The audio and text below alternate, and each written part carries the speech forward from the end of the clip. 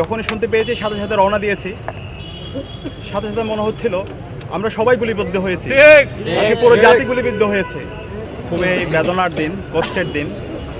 সারা দেশের মানুষ আজকে আমাদের জুলাইয়ের সহযোদ্ধা, আগ্রাসনের বিরুদ্ধে, আধিপত্যবাদের বিরুদ্ধে যিনি সবসময় কথা বলেছেন, যিনি সবসময় ইনসাফের পক্ষে কথা বলেছেন, আমাদের সকলের প্রিয় শরীফ ওসমান হাদির জন্য সারা দেশবাসী আজকে দোয়া করছে।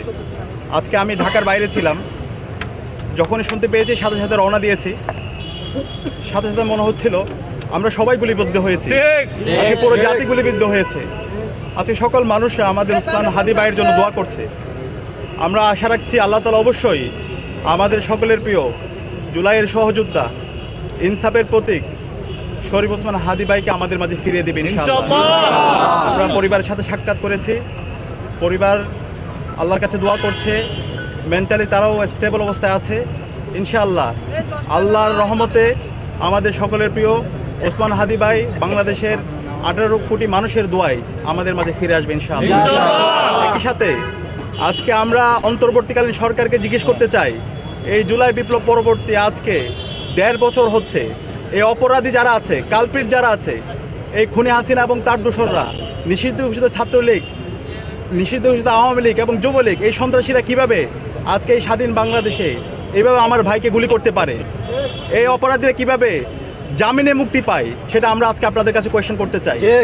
আজকে অন্তর্বর্তীকালীন সরকারের উদাসীনতার কারণে এই ধরনের গণহত্যাকারী, শিশু হত্যাকারী এবং গত 16 বছরে যারা গুম খুন আয়নাগর তৈরি করেছে, এই খুনি হাসিনার দোসররা তারা আবার নতুনভাবে ষড়যন্ত্র এবং চক্রান্ত করার সুযোগ পাচ্ছে। আমরা হুঁশিয়ার করতে চাই, এই স্বাধীন বাংলাদেশে খুনি হাসিনা এবং তার দোষরদের কোনো ঠিকানা হবে না। এই স্বাধীন বাংলাদেশে বিচার হবে এবং একই সাথে এই বাংলাদেশে, স্বাধীন বাংলাদেশে আর কোনো ধরনের দিল্লির এজেন্ডা এখানে আর বাস্তবায়ন হবে না। বাংলাদেশে রাজনীতি করবে বাংলাদেশপন্থী যারা আছে তারাই। আমি সবাইকে আহ্বান করব, আজকে আমাদের বাংলাদেশপন্থী যারা আছে, ছাত্র শিবির, ছাত্রদল এবং সকল ছাত্র সংগঠন, জামাত, বিএনপি সহ বাংলাদেশে যারা ফেসিবাদ বিরোধী আন্দোলন করেছে, জুলাইয়ের যত পক্ষের শক্তি আছে, সবাইকে আজকে আমাদেরকে ঐক্যবদ্ধ হতে হবে হাসিনার প্রশ্নে এবং এই যারা ফেসিবাদ কায়েম করেছে তাদের বিচারের প্রশ্নে। আমাদের সবাইকে এক হইতে হবে। আমরা ঐক্যবদ্ধভাবে এই খুনি হাসিনার বিরুদ্ধে এবং বাংলাদেশের স্বাধীনতা, সার্বভৌমত্ব, অখণ্ডতাকে আমাদের অক্ষুণ্ণ রাখার জন্য আমাদেরকে ঐক্যবদ্ধ হওয়ার জন্য আমি সবাইকে আহ্বান করছি। এবং একই সাথে আগামী 24 ঘন্টার মধ্যে আমাদের শরীফ ওসমান হাদি ভাইকে যেই সন্ত্রাসীরা গুলি করেছে তাদের সবাইকে আইডেন্টিফাই করে তাদেরকে দৃষ্টান্তমূলক বিচারের আওতায় নিয়ে আসার জন্য আমি আহ্বান করছি। আমি আশা রাখবো বাংলাদেশের সকল ফ্যাসিবাদ বিরোধী যারা আছে, সকল রাজনৈতিক দল, ছাত্র সংগঠন, সিভিল সোসাইটি, সবাই আমরা ঐক্যবদ্ধভাবে আমাদের এই অপরাধীদের বিচারের প্রশ্নে এবং খুনি হাসিনার বিচারের প্রশ্নে এবং সামনের যে নির্বাচন, একটি ফ্রি, ফেয়ার, ক্রেডিবল ইলেকশন নির্বাচন বাস্তবায়নের জন্য আমরা সবাই ঐক্যবদ্ধভাবে কাজ করব। এবং এই যাত্রায় ঢাকা বিশ্ববিদ্যালয় কেন্দ্রীয় ছাত্র সংসদ ডাকসু বাংলাদেশের মুক্তিকামী ছাত্র জনতাকে সাথে নিয়ে আমরা আমাদের লড়াই অব্যাহত রাখবো ইনশাআল্লাহ।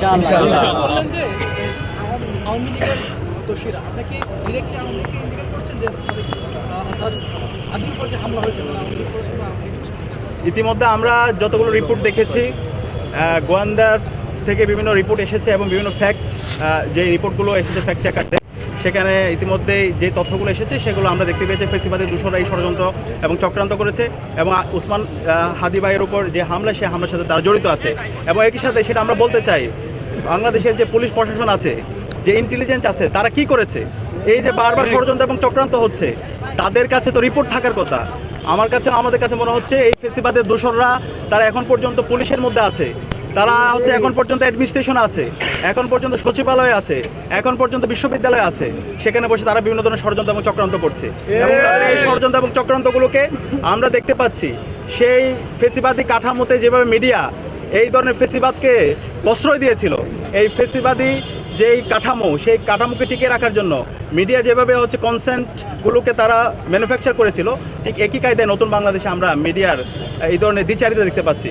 আমরা আহ্বান করবো এই বিপ্লব পরবর্তী নতুন বাংলাদেশে মিডিয়া অবশ্যই এই জাতির দর্পণ, তারা সত্যকে সত্য বলবে, কিন্তু কোনো ফেসিবাদের দোসর যারা আমার ওসমান শরীফ হাদি ভাইকে হামলার পর এই যাদেরকে এক্সিট দেওয়ার চেষ্টা করে, যারা এই খুনি হাসিনা এবং তার দোসরদেরকে এক্সিট দেওয়ার চেষ্টা করে এবং তাদের পক্ষে জনমত উৎপাদন করার চেষ্টা করে, তাদের বিরুদ্ধে আমাদের সতর্ক থাকতে হবে, তাদের বিরুদ্ধে আমাদের প্রতিরোধ জারি রাখতে হবে। এখনই সময় আমাদের একটি জাতীয় ঐক্যের, এখনই সময় আমাদের যারা কালপ্রিট আছে, যারা সন্ত্রাসী আছে, যারা গণহত্যা এবং শিশু হত্যাকারী আছে, তাদের বিরুদ্ধে আমাদের প্রতিরোধ জারি রাখার। এবং আজকে আমি সাবধান করতে চাই যে জুলাইয়ের প্রজন্ম আছে, তারা কাউকে ভয় পায় না। এই জুলাই প্রজন্ম আমরা রক্ত দিতে শিখে গেছি, আমরা কাউকে ভয় পাই না। কেউ আমাদেরকে যদি ভয় দেখাতে চান, কেউ যদি আবার সন্ত্রাস কায়েম করতে চান, কেউ যদি এই ধরনের গুপ্ত হত্যা চালাতে চান, তাহলে বাংলাদেশে আপনাদের ঠিকানা হবে না। সকল ষড়যন্ত্র চক্রান্তকে নস্যাৎ করে দিবে।